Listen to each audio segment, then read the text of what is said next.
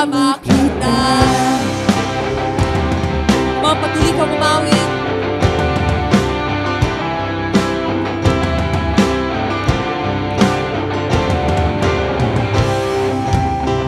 Walang bagyo na hindi tatahan, mararanasan ang kapayapaan. O lahat ay posible at Jesus.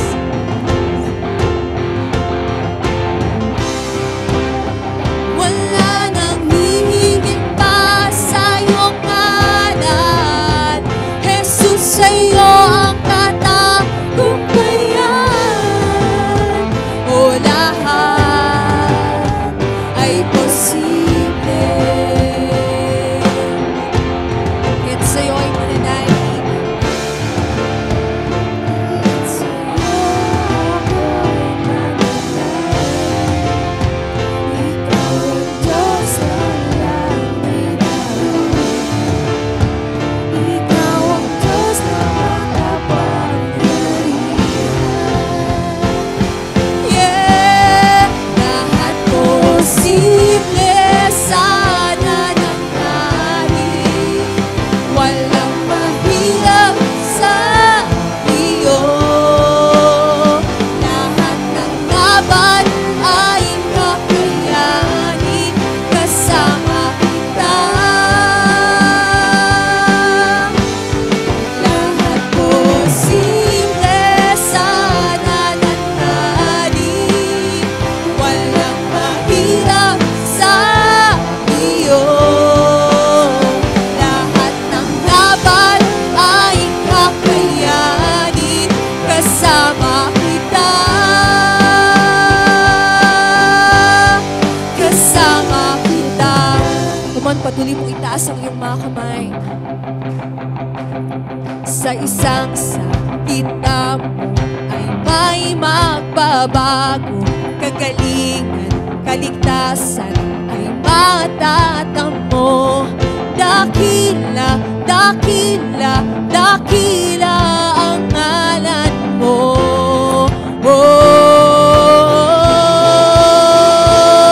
Sa isang salita mo ay may magbabago. Kagalingan, kaligtasan ay matatamo. Dakila, dakila, dakila ang ngalan mo. Minsan pa, sa isang salita mo ay magbabago. Kaligtasan ay matatamo. Dakila, dakila, dakila ang ngalan mo. Lahat posible sa nananalig.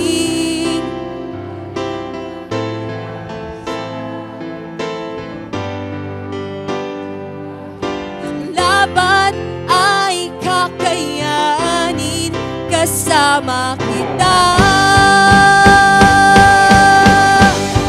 Lahat posible sa nananalig.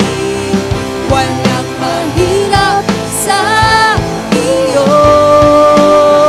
Lahat ng laban ay kakayanin kasama kita.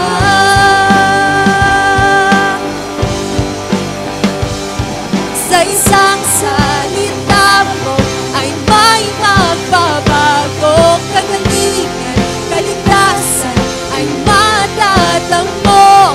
Dakila, dakila, dakila ang ngalan mo.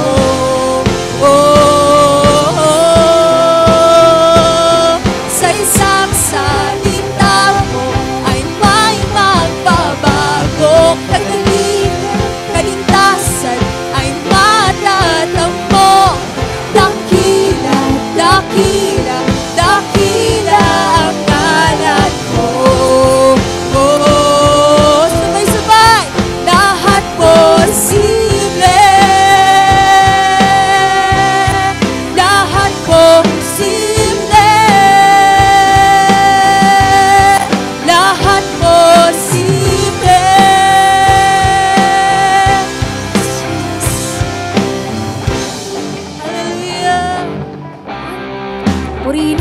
Diyos na dakila at makapangyarihan.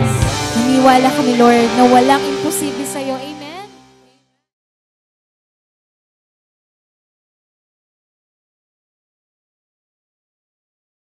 Happy Thanksgiving, Zion Christian Fellowship Baliwag. Sinasabi ko ho yan dahil sa December 8 ay ang ating Thanksgiving celebration. Isang service lamang po tayo. Yan din po yung araw na ibibigay po natin ang ating Thanksgiving offering kay Lord. Tinatawag natin tong first fruit. Higit sa lahat, ang araw na iyon ay espesyal dahil ito po ay nakasentro sa pag-alala at paggunita sa kabutihan ng Diyos sa ating mga buhay. Sino po dito ang naniniwala at kinikilala mo na noon pa man, magpasa hanggang ngayon at sa mga darating na panahon, ang Diyos po ang laging nagbabantay, maagapay, nagkakaloob at nag-iingat sa atin kasama ang ating pamilya sa buhay na ito at hindi niya tayo pinababayaan. Kaya nga po, marapat po lamang na siya'y ating pasalamatan. Sa araw na ito, nais ko pong pasalamatan ng ating mga preacher, si Brother Darwin, Brother Pert, sa kanila pong powerful, inspiring, challenging na mga messages at higit sa lahat yung kanilang pagsunod sa ating Panginoon. Ipanalangin po natin sila sapagkat sila po hindi lamang sa leader, hindi lamang po sila may hawak na ministry, sila po ay meron din pong pagnanais na maglingkod sa Panginoon.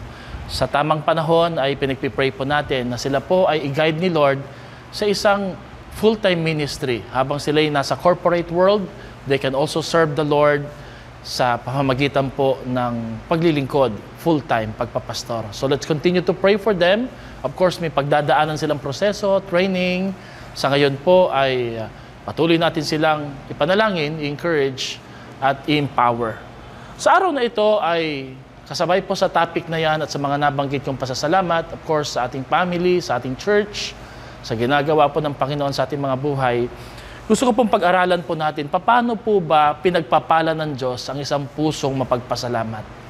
How God blesses grateful hearts. Alam niyo po, isang bagay po ang natutunan ko sa pag-aaral ko po ng Biblia, na halos po bawat libro sa iba't ibang kaparaanan at kapahayagan, nakalagay ho doon ang katuruan, nakalagay ho doon yung references, every book of the Bible, 66 all of them, about thanking the Lord, about praising God sa iba't ibang kapahayagan. Actually, meron pong 400 passages sa Bible na nagme-mention po ng thanksgiving and gratitude. Ganun po pala kahalaga ang pagpapasalamat. At meron po akong nakitang dalawang mahalagang idea at ito po yung natutunan ko rin po kay Pastor Rick Warren, dalawang mahalagang idea patungkol po sa pagpapasalamat. Paano ho pinagpapala ng Diyos ang pusong mapagpasalamat? Dalawang malaking idea. Number one, God wants gratitude to be the primary motivation behind everything we do or say or think. Ulitin ko po yon. God wants us that gratitude must be the primary motivation behind everything we do or say or think. Ibig sabihin po, noon mga kapatid, ay nais ng Diyos na ang pagiging mapagpasalamat, ang act of gratitude, must be our primary motive, primary motivation behind everything that we do or say or think. Ano man ang gagawin po natin, ano man pong iisipin natin, ano man didesisyonan natin, hindi po ba't napakaganda ho neto na sundin po natin ang inuutos ng Biblia, gawin nating primary motive or motivation ang pagpapasalamat. Sapagkat nais ng Diyos na lahat daw po ng gagawin natin sa buhay na ito ay gawin po natin galing at ayon po sa isang pusong mapagpasalamat. Alam niyo po ba na ang pinakamaigit, pinakamagandang regalong pwede nating maibigay sa ating mga mahal sa buhay ay hindi bagay kundi ang act of gratitude or thanksgiving or expression. Ang pangalawang bagay po na big idea na natutunan ko po patungkol sa pasasalamat is hindi lamang po na nais ng Diyos na ito po ang maging ating primary motive sa lahat ng ating gagawin sa buhay na ito. Ang pangalawang katotohanan is, God rewards gratitude with a long list of blessing and benefits. Gustong-gusto ng Diyos na pagpalain ang mga taong mapagpasalamat. At marami pong talata sa Biblia na nagsasabi, naglalathala, kung paano ang plano ng Panginoon para pagpalain ang isang taong punong-puno ng pasasalamat. Basahin po natin yung Deuteronomy chapter 28, verse 1 hanggang 8. I know, yung iba sa inyo po ay may konting alam sa background po ng chapter 28 ng Deuteronomy. This is all about the blessings of obedience. Pero dito po, makikita po natin na naroroon po ang kagustuhan ng Diyos na pagpalain ang mga taong nagnanais na sumunod sa kalooban ng ating Panginoon. Ang pagpapasalamat po, ayon po sa 1 Thessalonians, ay isang uri po ng pagganap ng kalooban ng Diyos sa ating mga buhay. Deuteronomy chapter 28, 1-8 says, "If you fully obey the Lord your God, and if you carefully follow all His commands, all these blessings will be yours." And then, may dinagdag po siya, "The Lord will bless you in the city and in the country. He will bless your children as well as blessing your crops and your livestock. The Lord will bless your harvest and the food you prepare. The Lord will bless wherever you go. The Lord will even defeat your enemies when they attack you. Yes, the Lord will send His blessings on all of you. Put your hand to, and all that your hand will be put to, and bless everything that you do." Napakaganda pong hamon, napakaganda pong pangako ang nabasa po natin ngayon. Dahil dito po sinasabi ng ating Panginoon, ang pinaka-key word po ng binasa natin is this: if we follow God's instruction, God is telling us ngayong araw na ito, I'm gonna bless everything that you do. Alam niyo po ba, sa aking pag-aaral patungkol po sa usaping pasasalamat, isang bagay po ang nakita ko. 5 paraan po sa salita ng Diyos sa Biblia na sinabi po na ang pagpapasalamat po ay higit pa sa pagsambit ng mga salitang pasasalamat. Gratitude is a constant mindset. Gratitude is a constant mindset of thankfulness. It's more than words na sinasabi po natin. At nais ng Diyos na tayo tumugon sa lahat ng ating mga ginagawa sa buhay at mga nangyayari sa atin sa isang attitude of gratitude. Now, basahin po natin ang sinasabi sa 1 Thessalonians chapter 5 verse 18. Ready na po ba tayo? Ang sabi ho dito, always be thankful in all circumstances. Na-notice nyo po yung salitang in, sa lahat. Hindi ho sinabing for all circumstances, no. Ang ibig sabihin po, kahit yung pangit o maganda, dapat nating pasalamatan ng ating Panginoon in all circumstances. Bakit daw po? For this is God's will for you. Alam niyo, maraming mga Christian, they want to know the will of the Lord. Isang bagay po na pwede nating malaman patungkol sa kalooban ng Diyos ay ang pagiging mapagpasalamat. Now, notice po yung salitang always. Nang ibig sabihin po, hindi po minsan, hindi po kapag kami hinihingi ng pagkakataon, kundi palagian. Kung nais po natin ang palagiang pagpapala ng ating Panginoon, kailangan po natin ang palagiang kapahayagan ng pagpapasalamat. At again, sabi ko sa inyo, this is more than just saying words of thanksgiving. Sino ho dito ngayong araw na ito, you want to know the will of God sa buhay mo?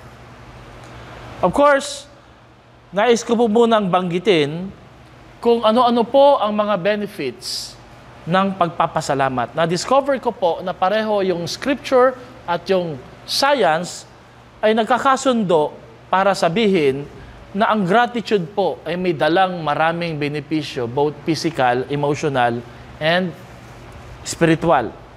Napakahalaga po nito. Una po, first, gratitude will improve your brain and your physical health. Alam niyo po ba yon? Magiging maganda po ang iyong alaman ng iyong pag-iisip, ang iyong pananaw sa buhay, sapagkat napupuno ka po hindi lang ng positibo, kundi ng pagpili na magpasalamat sa mga bagay na nangyayari sa ating mga buhay. Ang sabi po ng mga doktor, gratitude is the healthiest emotion amongst all emotion because it releases good hormones, healthy hormones na nagbibigay sa atin ng sigla, excitement. Higit pa ho yung nagagawa ng kape, exercise, pagkain ng tama. Of course, lahat yun ay maganda. Pero ang pagpapasalamat daw po ay nagre-release po ng mga magandang hormones na nagbibigay sigla nag-i-improve sa ating brain at nag-i-improve sa ating physical health. Number 2, gratitude creates happiness. If you want to be happy, develop a thankful heart because the happiest people are those who are the most grateful people. Madaling malaman kapag ang isang tao ay masaya. Kapag isang tao po ay may totoong kasiyahan, kagalakan sa puso, kapag siya po ay marunong magpasalamat. Hindi po laging negatibo ang lumalabas sa kanyang bibig. Hindi po laging pangit ang nakikita niya o na-highlight sa kanyang buhay. Ulitin ko po, happiest people are those who are grateful people. Number 3, benefits of gratitude. Gratitude helps you sleep better. Sino ko dito gusto pong makatulog na maayos? Mahirap po kayong matulog na nakasimangot, may sama ng loob, may dinadamdam, may tampo, may iniisip na nalamangan ka sandali. Parang ako yata nagbayad ng milk tea, no? Parang nautakan yata ako ng ka-brother, ka-sister ko. No? Pag dinamdam nyo po yun, hindi ka makakatulog. Grabe, no? Para sa halagang milk tea, ay hindi ka nakatulog at ikaw ay punong-puno po ng malalaking eye bags. No? So, ang gratitude po ay nag-i-improve po ng pagtulog.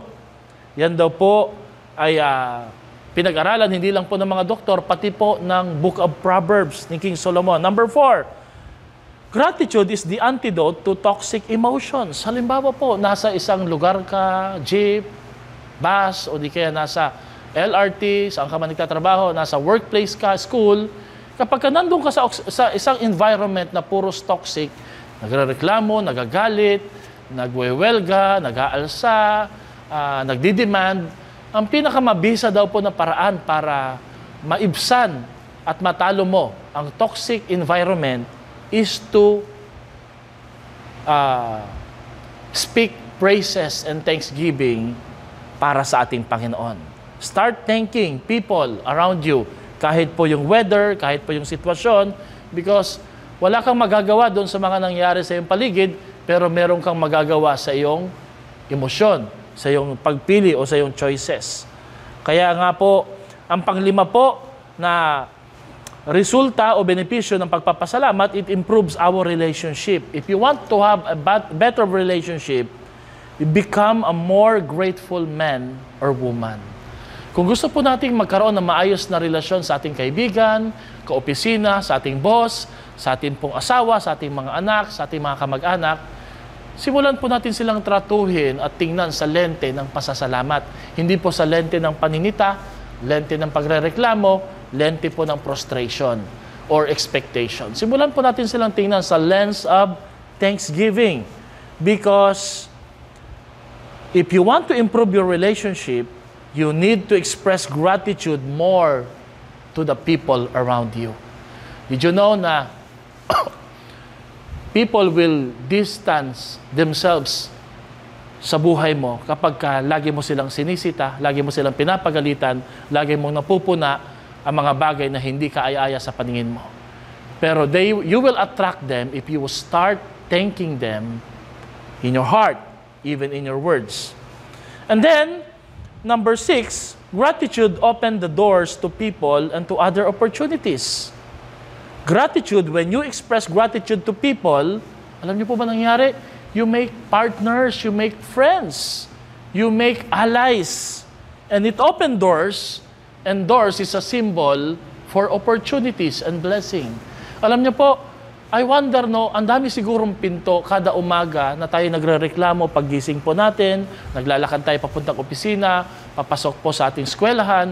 Siguro ang dami pong invisible or blessed doors na nagsasara. Bakit? Kasi po habang naglalakad tayo papunta doon, nagrereklamo na po tayo. No? I wonder kung ano po ang dalang pagpapala na ichinanal ng Panginoon sa mga tao, whether sila man po ay mayaman, katamtaman lang po ang kalagayan sa buhay, but I wonder kung ano po yung access na meron sila na pwede rin po maging access mo kung matututo po tayo mag-appreciate at magpasalamat sa ibang mga tao. Alam nyo, just recently, no, when I start thanking people without expecting from them kung ano man po ang madadala, maibibigay nila, ay notice po na kahit po yung mga taong hindi mo inaasahan, kahit po yung mga taong wala kang masyadong relationship, magugulat ka po, they bring gifts, they bring blessings They bring access to your life because God had allowed them and permit their life to become a door of opportunity sa inyong buhay. Sino ko dito gusto magkaroon ng maraming pinto na bukas? At ito po'y padadaanin ng Panginoon sa mga pagkakataon at sa mga tao kapag tayo po'y matututo magpasalamat sa ating mga buhay. Alam nyo ba mga kapatid na gratitude in the Bible is also the evidence of spiritual maturity. Do you want to know kung mature pong isang tao? Madaling malaman. Tanungin mo siya, tingnan mo siya, obserbahan mo siya. Gaano ba siya mapagpasalamat? At ito po'y malalaman mo sa kanyang pananalita, sa kanyang pananaw sa buhay, sa kanyang reaksyon sa mga bagay-bagay at mga nangyayari. Paano siya nabubuhay sa pagpapasalamat. Colossians chapter 2 verse 9 says, tingnan po natin to sa screen, plant your roots in Christ and let Him be the foundation of your life. Be strong in your faith, always overflowing with ano? With thanksgiving. Nang ibig sabihin po, ang talatang ito ay nagsimula sa isang paalala na ang ating buhay daw po ay nakatanim sa pundasyon sa ating Panginoong Kristo. Subalit, isinama at idinagdag po dito na ang isang sign na ikay lumalago, tumatatag, tumitibay, bilang mananampalataya, hindi lamang po yung kapit mo sa ating Panginoon, kundi yung pagiging mabunga mo ng pagpapasalamat. So if you want to know kung gaano na tayo ka-mature sa ating Christian life, tingnan po natin yung level or gauge ng ating pasasalamat every day. Every day. And then, gratitude also pleases God and it brings blessing. Sinasabi po ng Panginoon na ang pinakamabango at pinakamagandang sakripisyo na inaabangan at inaantay ng Diyos, hindi lamang po yung ating mga binibigay na material sa Kanya. Of course, those are expressions of our thanksgiving, praises, and gratitude. Pero ang pinakamabango daw po at katanggap-tanggap po na alay natin ay ang mga alay na bagay na material na motivated at prompted po ng pasasalamat. Madali pong malaman di po ba? Kahit nga po tayong tao kung isang bagay na ini-offer o ibinibigay sa atin ay prompted or motivated po ba ng pagpapasalamat. Sabi po ng Panginoon, yun daw po yung mga sakripisyong mabango na katanggap-tanggap sa Kanya. So gusto po natin, sa darating po na December 8, ay hindi po tayo mapuno at mag-focus lamang sa ating paghahanda na dadaling pagkain, potluck, mahalaga po iyon, kundi mag-focus po tayo kung paano natin dadalhin ang ating puso at buhay, pati ang ating alay kay Lord, ang ating first fruit, na motivated at prompted ng pasasalamat. Sa ibang bansa, kagaya po sa US, nakapokus po sila sa handa, sa turkey, nakapokus po sila sa wine, nakapokus sila sa sale, nakapokus po sila sa bonuses and sweldo. Konti na lamang po ang kanilang iginugugol sa pagpapasalamat. At yung iba nga po minsan, hindi na nila alam kung ano po ang dapat nilang ipagpasalamat pa sa ating Panginoon. Well, kung hindi mo alam kung anong dapat mong ipagpasalamat sa ating Diyos, let me give you some list why you should need to thank the Lord. Number one, first, because God gave you life. Psalms 139:13-14 says, God, you created me and formed me in my mother's body, so I thank you because you made me. I wouldn't be alive if it weren't for God. Kung hindi po dahil sa Diyos, wala ho tayo ngayon. That's the number one reason why you should thank the Lord. Very simple, but very powerful. Number two, we can be thankful that we're still alive. Buhay pa rin po tayo, magpasa hanggang ngayon. Sino ho dito masaya at tuwan-tuwa ka na buhay ka pa rin?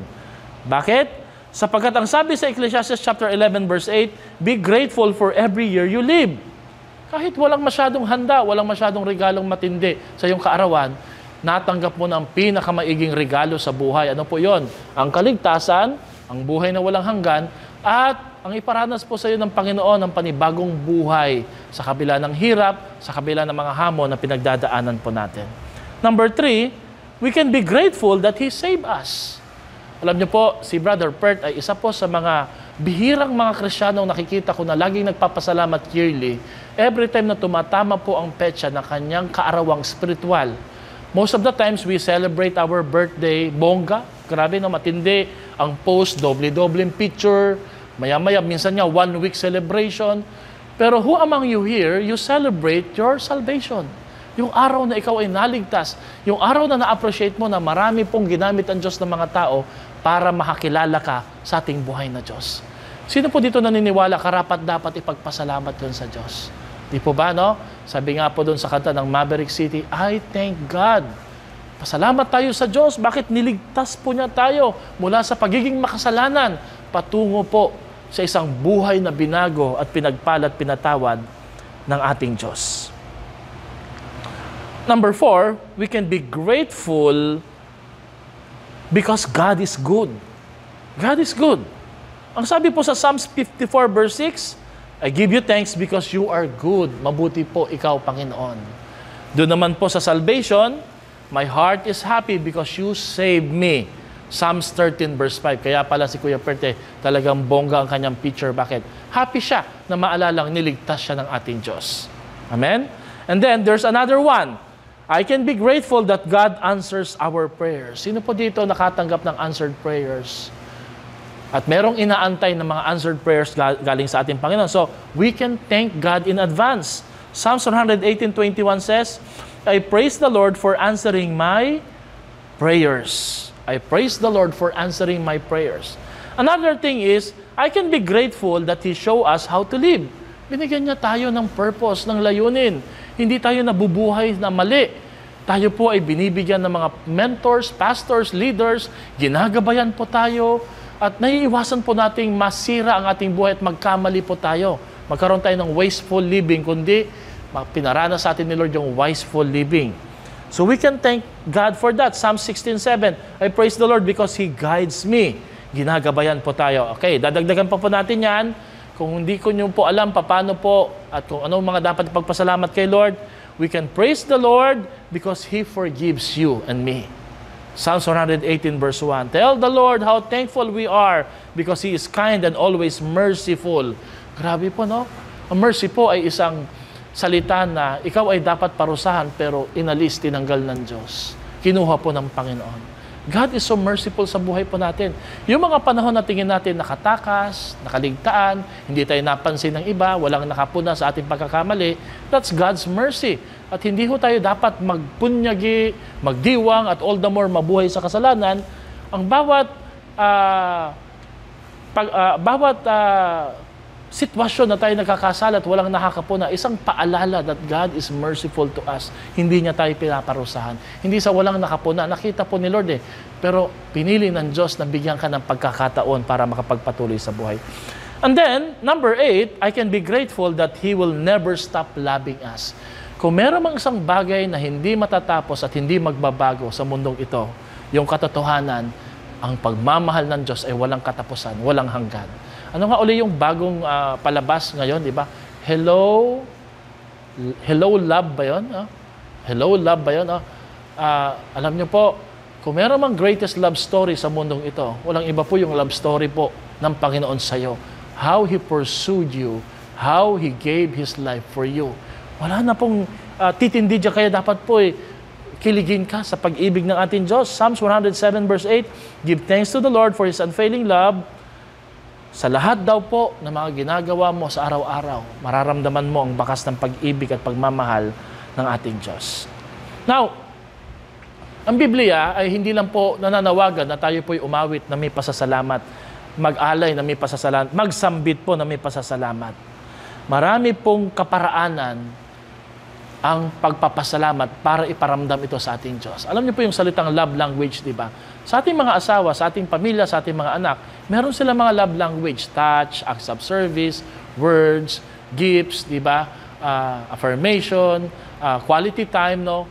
Ganun din po sa ating Panginoon. Huwag ho tayong makontain, huwag tayong masara, huwag ho tayong makulong sa kaisipan na, tama na, alam nyo, basta ako paggising ko, nagpapasalamat ako kay Lord, no? Kasi hindi lang ho ganun ang pagpapasalamat. Di po ba tayo, pag grateful tayo sa isang tao, how do we express our gratitude to them?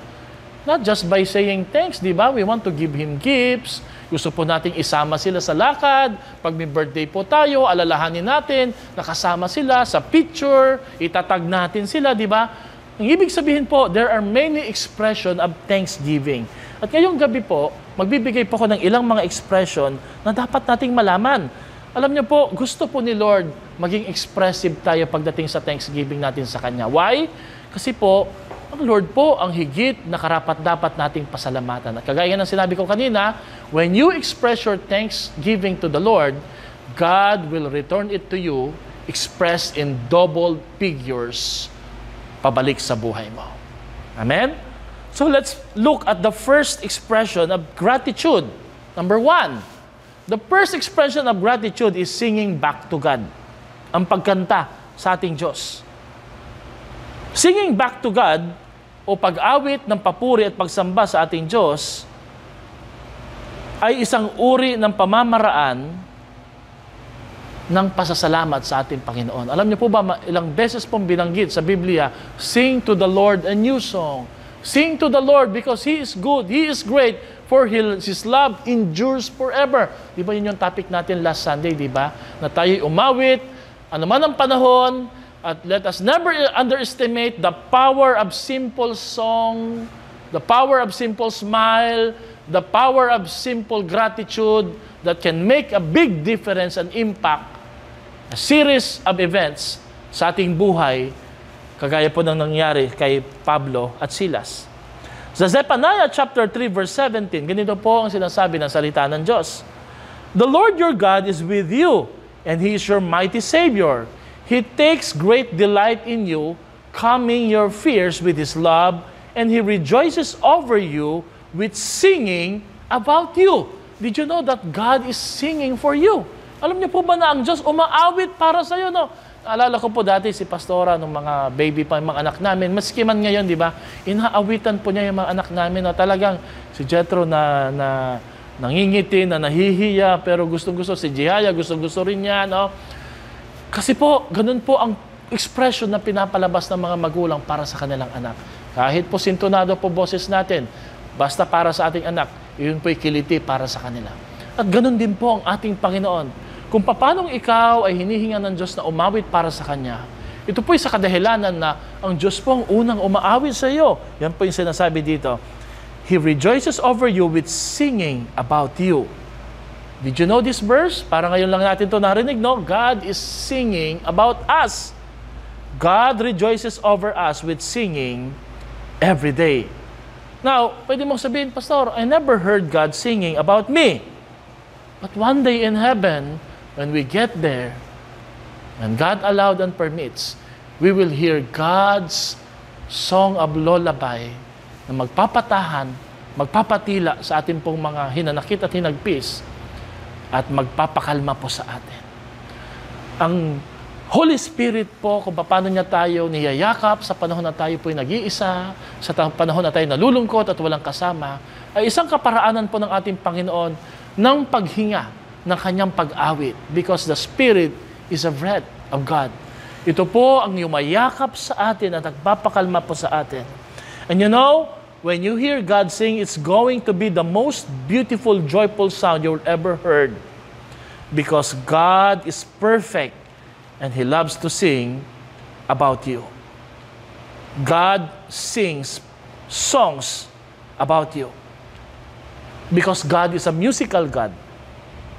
And since you were created in His image, you and I also like music like God. Di ba? Napansin niyo po, mahilig tayo sa music, di ba?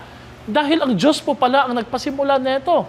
Kaya kung paano tayo nilikha ng Panginoon ayon sa kanyang wangis, hindi man sa appearance po yon, tayo po ay may kakayahan din po maka-appreciate ng mga awit. Tingnan niyo po yung Psalms 147 verse 7. Sing out your thanks to Him. Sing praises to our God. Yung po pala yung dahilan. Bakit? Ang atin pong pag-awit sa Diyos ay nagsisiliming communication at connection natin sa Kanya. Dahil ang Diyos din po'y umaawit sa atin. Para tayong nagduduwit, di ba? Sa tawag ng tanghalan, sa showtime, sa Eat Bulaga. At makikita po natin na talagang nag-complement, no? Biblend ang ating mga boses. Bakit? Sapagkat ang Diyos po ay isang Diyos na umaawit para sa iyo. Ngayon ko lang din po naalala yan, di ba? Psalms 95 verse 2. Let us come before Him with thanksgiving and with praise. Grabe po, ang paglapit po pala natin sa ating Diyos ay dapat may pasimulang pananalangin, di ba? Kung kailan ba tayo naawit? Kapag may sweldo, may sale, di ba? May 11-11, napapaawit tayo, di ba? Napapasipol eh. Hindi po ba dapat ganun din po tayo when we approach the Lord? Bago pa man tayo pumunta sa church, every day, kahit walang church services pa, Lunes, umaawit na tayo ng papuri. Bakit? That's how we communicate also sa ating Panginoon. Alam niyo po, ang iba sasabihin, Pastor, wala akong reason eh. Naalala ko si Matt Redman, meron siyang pamagat na kanta, 10,000 reason to praise the Lord. Baka iba sa inyo, higit pa eh. Baka 30,000 reason, 50,000 reasons eh. Bakit kukulangin po tayo ng bilang? Sabi nga po sa isang sikat na awit na papuri ng Tagalog, kung aking bibilangin, pagpapala mo sa akin, kukulangin mga butil ng buhangin. Sapagkat ikaw, Jesus, ikaw Diyos, ay dakila sa ating buhay. No? Alam niyo po, itong gratitude month ay isang paalala that we should look into details yung mga ginagawa ng Diyos at nagawa na niya sa ating buhay. And you know, by doing that, we magnify the Lord. Yung dating maliit na Diyos na tingin mo, lumalaki, pinalalaki mo. At yung problemang dating tinitingnan mo na lumalaki, lumiliit, at namamagnify ang Diyos sa buhay mo, lumalaki siya, tumitindi rin po ang pananampalataya mo sa Kanya. Purihin po natin ang ating buhay na Diyos. Now, you may say, Pastor, I've lost my voice. Kagaya po ng message natin last Sunday. Hindi na po ako marunong kumanta, hindi na po ako marunong umawit. Maybe you have been embarrassed, discouraged, disappointed. Maybe you've been waiting for an answered prayers. Maybe you've been intimidated. Maybe napuno ka ng takot. Maybe you failed. You mess up. Maybe nagkamali ka, nagkasala ka laban sa Diyos at sa tao. Pero mga kapatid, ang sabi nga po sa kanta, God puts a new song into our heart. It's not about us eh. Hindi po yung kakayahan nating umawit, tayo magdidepende para makaawit tayo sa Diyos. Kung ating iisipin at hihilingin, at tayo magpapakumbaba at hihingin ng tawad sa ating Diyos, ang sabi po sa aklat ng mga awit, maglalagay ang Diyos ng bagong awit sa ating mga puso at sa ating mga labi para turuan ulit tayong umawit at magpuri sa ating buhay na Diyos. Ang panawagan po sa Psalms 44 verse 8 is, all day long we praise our God. All day long we praise our God. Nang ibig sabihin po, hindi natatapos ang pagsamba at pag-awit ng Sunday service. Hindi po natatapos ng Wednesday ang pag-awit po kay Lord 24/7. 24/7. Sa umaga, sa gabi, sa hating gabi, ano man ang ginagawa mo, you can praise the Lord. Psalm 63 verse 6 says, if I am sleepless at night, I spend hours in grateful reflection. Why? Kasi wala naman pong mababother eh. Wala akong pupuna sa'yo. Pag ikay nagpuri sa ating Diyos, sa isip mo, kahit po sa marahang tinig. So the first habit is singing back to God. I pray that you will sing back to God because God wants you to sing again for Him. Ang pangalawang expression po ng gratitude is giving back to God. Una po, singing back to God. Pangalawa, giving back to God. So isulat niyo po yan. We give thanks to God by giving. Kaya nga po, giving thanks eh. Alam niyo po, malungkot po iba mga Kristiyano. Naisip nila, basta po mahalaga, Pastor, ang bit-bit ko, pasasalamat. Yun nga po eh. Ano nga ba yung pinagpapasalamat mo eh?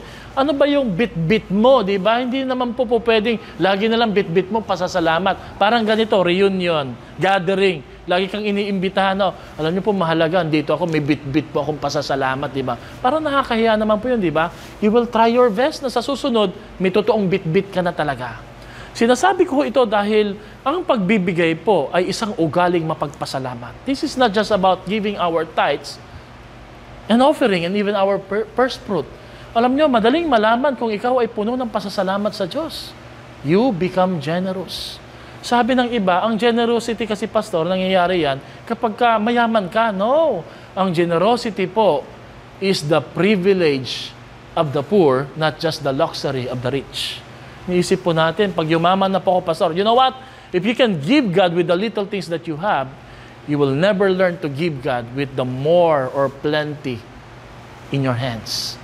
Dahil ang pagpapasalamat po ay nagsisimula sa maliit na bagay. Sabi ko nga po sa inyo, ang pinaka-generous na mga tao, hindi mayayaman eh.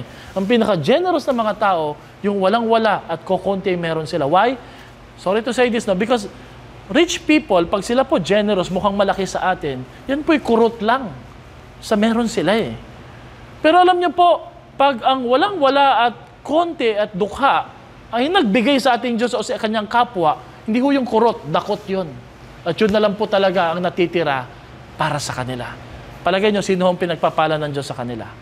I'm referring to the poor widow na nagbigay po ng dakot, yung lahat para sa kanya.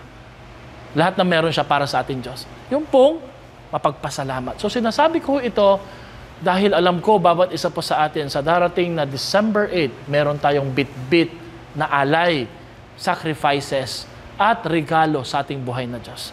This is not just about giving to God our resources, our money, yung mga inipon po natin. This is how we show our thanksgiving to God. Hindi lang po ito sa ating church building project eh. Ito'y pagpapakita, Lord, I appreciate that I've been saved, you've been loving me, you've been forgiving me, and this is the reason why I can work, why I can earn, why I am blessed today. No, when we learn to look back or think back, we can thank God today sa ating mga buhay. Ang sabi po sa Psalms 54 verse 6 says, I will offer a sacrificial offering as a special gift to thank you, Lord, because you are so good. Oh, grabe no? Kanina, ang focus, awit.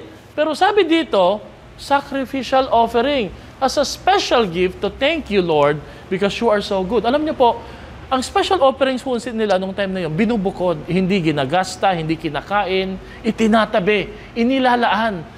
Yan po actually ang konsepto ng offering. No? At alam nyo, nung time na yon, marami sa kanila walang-wala. Marami sa kanila ay kapos. Pero dahil po sa ganung konsepto, hindi po nila iniisip na kapos sila. Ang iniisip po nila, the more na nagseset aside sila ng offering para kay Lord, the more po na nagpo-provide ang Diyos para sa kanila. Kasi ang konsepto po sa buhay, ganito. Kapag may pinaglalaanan ka, may biyayang nakalaan lagi para sa iyo. Pero pag meron kang pinagtataguan, nakatago ang pagpapalang para dapat sa iyo. Yan po ang karanasan namin sa first fruit. The more we are committed to give our first fruit, alam niyo po, our family, me and my wife decided that we will give our whole month salary, whole month allowance para po sa church, para kay Lord, para sa ating church building project. Why? Kasi nga po, ang konsepto ng first fruit, isang buong sweldo na isang buwan. Pastor, paano ko maibibigay yan? Isa-set aside mo, pagpaplanuhan mo. At hindi po natin to gagawin na may mabigat na pakiramdam dahil pinagplanuhan mo, magiging magaan kasi may plan ka. At yun nga pong naranasan namin ni Pastor Ice. The more we set aside for our first fruit, lagi pong may nakaset si Lord na provision for that first fruit. Napansin po namin, tinutulungan kami ng Diyos na gawin yon. Tinutulungan kami ng Panginoon na magawa namin. Why? Dahil nga po, gusto namin gawin ito. Gusto po namin magbigay ng regalo kay niya. Ito po yung ito po yung twist, no? Gusto ng Diyos na tulungan ka sa pagbibigay mo ng regalo para sa Kanya. Why? Because God is the source of everything. Amen? Don't make it a burden. Huwag mong isipin na burden ito as if everything depends on you. Kaya nga po, it's a step of faith. This is an expression of faith na may kasamang pananampalataya. Pag walang pananampalatayang lumabas, tumibay, tumindi sa ating paglalaan ng ating first fruit, ibig sabihin po nun, nakadepende lang sa iyo to. Pag walang lumabas na pasasalamat, ang lumabas po yung reklamo at kabigatan, ibig sabihin po, hindi ho ito para kay Lord talaga. Para ho ito sa tao. At ayaw po natin mangyari iyon. And I know, hindi po ganon ang ating iniisip. So, i-correct po natin ito. Ayusin po natin ito. Lagi niyong tandaan, sa nalalabing ilang araw, tutulungan ka ng Diyos na magbigay ng regalo para sa Kanya. Bakit? Sa Kanya nagmumula ang lahat. Yung regalo mo, sa Kanya po nagmula yan. At sa Kanya pa magmumula yan. So the Lord will help you. I will offer a sacrificial offering as a special gift to you because you are so good. You are so good sa buhay ko. Napakasarap po na magpasalamat sa ating Diyos. Alam niyo po ba, there's a story about Abraham Lincoln na siya po ay busy na presidente, marami pong dumudulog sa kanyang sekretary, opisina para humingi ng tulong, ganito, ganyan, medicine, pang-burial, noon-noon pa ho ito, mga kaso. But for the first time po, may pumasok na widow na may dalang basket. Sabi niya, I'd like to see and talk to the president. Sabi niya sa kanyang secretary. So, I'll make an appointment to you para sa president. So, pagpasok po niya, pagod na pagod sa Abraham Lincoln, sabi niya, Ma'am, what can I do for you? Have a seat. Sabi niya, oh no, Mr. President, I'll just stand. Sabi niya, I'm not here to ask anything from you. I'm not here for a request. I just thought this morning, I was baking a very delicious cookies and I thought about you. Our president, so hardworking. And I thought, I'd like to give you a delicious cookies. Inabot po niya yung basket ng cookies. Alam niyo po, niyakap po siya ni Abraham Lincoln. Umiyak siya na matindi na para bagang binuhos po niya lahat ng kanyang bigat, pagod. At ang sabi niya, Ma'am, today you have blessed me, you have encouraged me, you have touched my heart. You have put courage in me. Why? Because you are the first person from that door who came in, who didn't ask for anything, instead, gave me something beautiful and sacrificial. Mga kapatid, natatouch po ang Diyos kapag tayo po ay lumalapit sa Kanya, hindi puros hingi, hindi puros request, natatouch ang Diyos, napapalakas, na-encourage po ang relasyon natin sa Kanya kapag tayo po ay may bit-bit na regalo, handog sa ating Panginoon. Ang sabi po sa Psalms 116 verse 7, I will sacrifice a thanksgiving offering to you, O Lord. I will sacrifice a thanksgiving offering to you, O Lord. Alam niyo po, kailan ka ba binigyan ni Lord ng trabaho? Kailan ka ba prinomote ni Lord? Kailan ba in-increase ni Lord yung sweldo mo? Kailan ka ba niligtas ni Lord sa isang disgrasya? Kailan ka ba pinanatili ng Panginoon sa iyong trabaho at negosyo? Alam mo at alam ko, lahat yun, gawa ni Lord yun eh. But when was the last time nag-set aside ka ng isang handog para sa Kanya? Special na handog para sa ating Panginoon. When was the last time you thought about it, you planned about it, because you know it's for the Lord? And you know na hindi po matatapos doon eh, dahil uulitin uli ni Lord yan next year. Yung ginawa niya sa iyo this year, dodoblehin uli niya yan dahil mabuti po ang Diyos sa buhay po natin. You know, ang Diyos maraming plano sa atin. It is just but fitting that we also plan our thanksgiving toward the Lord. Na pinagpaplanuhan, pinaghahandaan po natin ito at nagugulat po ang ating mga puso dahil ang Diyos hindi papayag na tayo po'y hindi pagpalain. In Psalms 50:23 it says, those people who truly honor me are those who bring offerings to show thanks. And I, God, save those who do that. Grabe, no? Ang totoong nagbibigay parangal sa Diyos ay hindi lang po yung nagsasambit ng pasasalamat, umaawit ng pasasalamat sa ating Diyos. Ito yung mga taong hindi po mapayag na wala pong maibigay at maipagkaloob na handog sa ating Panginoon. Sinasabi ko ito because we know na ang ating thanksgiving offering at first fruit hindi po para sa tao, para kay Lord, para sa Kanyang gawain. At kung ito'y gawain ng ating Panginoon at ang Diyos po ang sentro at sumisimbolo ng gawain natin ito, matitiyak po natin na ang Diyos ay matutuwa at magagalak sa ating handog para sa Kanya. Amen? Ang Panginoon po, nais po niya na ang ating pasasalamat ay 3D gratitude. Ano po ba yung 3D gratitude? Past, present, future. When I give an offering to the Lord, it represents I am grateful to God's blessing in the past. I am grateful for God's blessing today, and I am grateful for God's continued blessing in the future. In other words, I thank God for the past, I thank Him for today, and I thank Him that He's gonna keep on taking care of me in the future.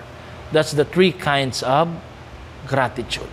Grabe po, no? At alam niyo po, ayaw po ng Diyos ng tira-tira. Kahit man kayo masasaktan, di po ba? Kahit man po yung kapitbahay nyo, kahit man yung kaibigan nyo, di ba? Kung ibibigay nyo po, tira-tira lang. Ang taong mapagpasalamat, special po ang tingin po niya sa taong pasasalamatan niya. Ito po, tao pinag-uusapan natin ha. Pero ang pinag-uusapan natin ngayon, si Lord. Hindi mo gugustuhin pong ibigay sa Lord yung tira-tira. Di ba? Hindi mo gugustuhin ang ibigay kay Lord yung may bawas na. Ang gusto mong ibigay kay Lord yung pinaghandaan po natin. And you know what? Again, God will not just honor you, God will help you to do that because God wants to help you praise and honor Him in your life. Because when you praise and honor God in your life, it makes you a better person. It makes you full of respect. It makes you respectable, valuable, and people are attracted to you. And so that the blessings of the Lord will also be attracted to you. Ayaw mo ba yun, mga kapatid? No leftovers. Sabihin mo nga sa katabi mo, walang leftovers. Ibig sabihin po, hindi yung bayad mo na lahat, tapusin ito, saka na lang magbibigay. That's why it's all about faith. You give it to the Lord, and you let God do the rest. When you let God do the rest, God will give you the best in you. It's a step of faith. God is more interested in not what you give, but in the faith that is involved in your giving. Kaya nga po, kung anong pinananampalatayahan mo na gagawin ng Diyos sa buhay mo, yun yung gagawin ng Diyos para sa iyo. God is more interested in your faith. God doesn't need your money. He owns it all. The money you got is not really yours. It was somebody else before yours. It's your right now on loan. It will be loaned to somebody else later. God just wants to know you if you trust Him. Gusto lang pong malaman ng Panginoon, nagtitiwala ka ba talaga sa Kanya? Alam niyo po, sa Proverbs chapter 3, verse 9 and 10, sabi dito, honor the Lord by giving Him the first part of your income. That's why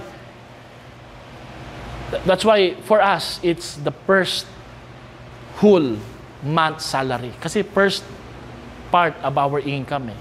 Diba? Hindi naman pwedeng half eh. First part, no? Pastor, ba't naman po ganun ginagawa nyo? Para nakaka-pressure yun? No, hindi po dapat nakaka-pressure yung pagsunod kay Lord. We are just being obedient to the Lord. At alam nyo po, hindi mali ang pagiging masunurin kay Lord. At pagdating sa pagiging masunurin kay Lord, Satan will make you disobey God's command. We don't want to do that. We want to obey God's command. Rationalization, fear, doubt will cloud your minds and say, hindi mo kaya yan, hindi mo magagawa yan. But hey, God wants you to obey. God wants you to give the first part of your income, of your produce sa ating Panginoon. Why? Because, as the saying goes, you can give without loving, but you cannot love without giving. Pwede ka magbigay na hindi nagmamahal, pero hindi ka pwedeng magmahal na hindi nagbibigay. For us, this is not just about first fruit. This is all about our love for the Lord. I bet, ano man ang hingin ng iyong asawa, ng iyong pamilya, ng iyong mahal sa buhay, ibibigay mo. Bakit? No question asked. Kasi mahal mo sila eh. It's not about an issue of amount. It's an issue of love. Ganon din kay Lord. It's never an issue of amount. It's an issue of how much you love the Lord sa buhay mo. Mga kapatid, Luke 6, verse 38, basahin nga po natin ito. No? Anong sabi dito? Give, and it will be given to you, a good measure, pressed down, shaken together, running over. It will be poured into your lap, for with the measure you use, it will be measured to you. This is very exciting. Because it may seem na mawawalan ka, mauubusan ka. It may seem na ito na yung huling buwan ng taon. Pero lagi mong tatandaan, hindi limitado ang Diyos. Sa halaga, sa panahon, sa buwan, dahil kay Lord, ang isang oras at ang isang minuto, kahit ang isang segundo o millisecond, ay isang oportunidad sa Kanya para ihayag ang Kanyang kapangyarihan at kabutihan at kadakilaan sa buhay mo. Hindi siya malilimitahan ng mga bagay na iniisip mo maglilimita sa iyo. Dahil ang Diyos po ay Diyos ng pagpapala. But the question is this. My question is not just have you read this verse. I'm sure you've read this verse, di ba? The question is, do you trust God on this verse? Do you trust God on this verse? You know, tayo mga Kristyano, mapili tayo sa ating mga pinagkakatiwalaang pangako eh. Pag ito po may kinalaman na po sa pagsunod, may pinapagawa sa atin kay Lord, pinipili na po natin eh. But you know what? The whole book of the Bible is all about obedience. You cannot just finger point or handly pick whatever you want to obey. You must obey the whole command, the whole decrees, and the whole word of God. You need to give what is rightfully God. Dahil ang Diyos po ay hindi po nagsisinungaling. Nais po ng Diyos na tayo po ipagpalain. Isa po sa greatest promise ng Panginoon Alam niyo po ba, ang pinaka-greatest promise ni Lord ay naibigay niya sa usaping pagbibigay. Ang pinakamatinding pangako ng Diyos sa ating buhay, bukod po sa salvation, bukod po sa kanyang pangakong kapatawaran at buhay na walang hanggan, ay nailathalat na ipahayag po niya sa usapin po ng pagkakaloob. Alam niyo po ba kung anong talata ito? Sino po nakakaalam? Sige, bago magsalita, sulat na kagad dyan sa comment section. Anong talata sa Biblia na ilathalat na ipahayag ang pinakamatindi, pinakamaganda? Ito ho yung uri ng pangako ng Lord na parang tinayaan na niya ang kanyang buhay, ang kanyang pangalan, ang kanyang reputasyon. You know that verse? Anong verse? Malakay chapter 3 verse 10. Ako, yung iba ho ng mga Kristiyano, iniiwasan yung verse na to. Sasabihin, sa Old Testament lang yan Ganun ba? Ibig sabihin po, pagpapala ng Diyos, noon, hindi na ngayon. Hindi naman ganun, di ba? Kung gaano kabuti si Lord na ngayon, higit pa kayo. Noon, higit pa ngayon. Tingnan natin yung verse na to. Pinakamagandang pangako ni Lord. I call this the most powerful, wonderful, great, awesome promise of God. Bring your whole tithe or first fruit to the storehouse, says the Lord. Kanina daw po ibibigay? Sa tahanan ni Lord. Hindi daw po sa SM. Hindi po sinabing, bring your whole tithe to the SM. Or to the bills payment, to the PLDT, to the internet, to the Apple, di ba? Ano pa ba? To the, saan pa ba? To the Lazada and Shopee. Naku po, mali palang pinagdadalhan natin ng pera natin, ng alay natin kay Lord. Kaya pala walang balik Mapansin niyo po yung Lazada, di ba? Shopee, tuwan-tuwa ka sa order mo. Expectation, pagdating, naku po, nag-fail ka ng expectation. Di mo na masoli. Alam niyo kung bakit? Mali po ang pinagdalhan mo ng iyong pangako kay Lord. Amen ba? Sabi dito, so there will be food in my house. Test me on this. Grabe po. Ito lang yung nag-iisang talata na sinabi ng Panginoon, subukin niyo ako. Di ba sabi po sa Matthew, huwag mong susubukin ang iyong Diyos. Bawal pala subukin ang Diyos Pero dito, ang sabi ng Panginoon, dito pwede niyo akong subukin. Doon hindi. Dito pwede niyo akong subukin sa pagdadala ng iyong alay, ng iyong pasasalamat para sa akin. Bakit daw po? Para makita nyo. Sige, subukin nyo at makikita nyo kung hindi ko po bubuksan ang durungawan ng kalangitan at ibubuhos ang sanlalaksang pagpapala na hindi mo na alam kung ano at kung saan mo pa ilalagay ang pagpapalang yan. See if I will not throw open the floodgates of heaven and pour out so much blessing that you will not have room enough for it. Grabe po, no? Ito yung sinasabing unstoppable blessing. Ito yung blessing na hindi nauubos, natatapos, no? Huwag kang masyado magpasalamat pag minatanggap kang malaki. Bakit? Pag malaki, mabilis mawala. Pag mabilis dumating, mabilis din po mawala. Pag sa mali nakuha, mabilis din po mawala. Pero pag kay Lord nagmula, nagtatagal at nagdadala ng kasiyahan. Di ba? The blessings of the Lord makes one rich and He adds no sorrow on it. Sinasabi ko dito, na ang ating pong pagpapasalamat kay Lord, ang ating pong paghamon sa ating Panginoon ay isang kaparaanan, kapahayagan ng ating pananampalataya sa Diyos. If you believe in John 3:16, you must be a believer of Malakay 3 verse 10. Because Malakay 3 verse 10 is all about the character of God. The greatness of God, His capacity to bless us, His way to open doors of breakthrough sa buhay po natin. Hindi lang financial, physical, emotional, relational, pati mga hindi nagbabago, babaguhin ni Lord yan. Pati mga sitwasyong hindi maayos-ayos, aayusin ng Diyos yan. That's also blessing. At kung minsan, higit pa ho yan sa blessing na material. Yung blessing po na hindi ka magkukulang. Mga kapatid, let's thank God. Let's prepare and let's show our thanksgiving and gratitude kay Lord sa mga susunod na araw. This is God's challenge for you. Kung merong Pepsi challenge noon, meron din pong Malakay 3:10 challenge. At ang pangako ng Panginoon sa atin, God wants to bless you. I want to bless you, anak. Anak, huwag kang pakurot-kurot lang pagdating sa akin. Dakutin mo dahil ang pagpapala ko ay pala gagamitin ko. Sino ho dito gustong pagpalain ng Panginoon? Sino ho dito dati na at matagal nang pinagpala ng ating Diyos? Let us show our thanksgiving right now. I want you to put your right hand sa iyong puso. And let us pray. And then kung may dala kang Bible, yung left hand mo sa Bible. Let me pray. Let us pray, Lord. Lord, tanggalin niyo po ang takot sa aking puso. Yung fear of lack, yung materialism. Kung minsan po, Panginoon, meron pong greed, pagiging sakim at ganid. Patawarin, linisin niyo po kami kung kami po'y nagdududa. Kung iniisip po namin, Lord, na ito'y patungkol sa amin. Patungkol sa aming kakayahan. At sa laman ng aming bulsa. Lord, ito'y patungkol sa pagpaparangal sa inyo. Patungkol sa pananampalataya at pagtitiwala namin sa inyo. Lord, we pray, help us in our expression of thanksgiving. Help us, Lord, to show our thanks to you. We want to offer you a special gift of offering. Lord, huwag niyo pong payagan na ito'y maging sanhi ng katatakutan, pagdadalamhati, at pagkabalisa. Gamitin niyo po ito para ito po ang magbukas ng isang mas matindit, malawak, matibay na pananampalataya.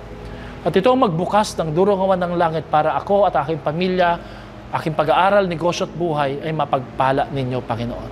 Lord, remove the fear right now. We will choose to worship you, not to worry. Lord, huwag niyo pong payagan kami maging in control. We would like to take that challenge, the Malakay 3:10 challenge. We would like to obey you because Malakay 3:10 is your word. You have said it, O God, and we believe it. We will believe it, Lord, right now. Thank you, Lord. We will surprise you, O God. But Lord, alam namin yung katotohanan. We can never surprise you, Lord, because you will exceed our expectation. Thank you, Lord. We thank you in advance. In Jesus' name we pray. Amen and amen. May the Lord continue to bless us. Continue to serve the Lord, sing songs, worship God, meet with our small group, share the gospel, and continue to do your devotions sa ating 1-month gratitude devotional book. God bless us all. Keep on inviting, keep on winning souls and making disciples. The Lord bless you.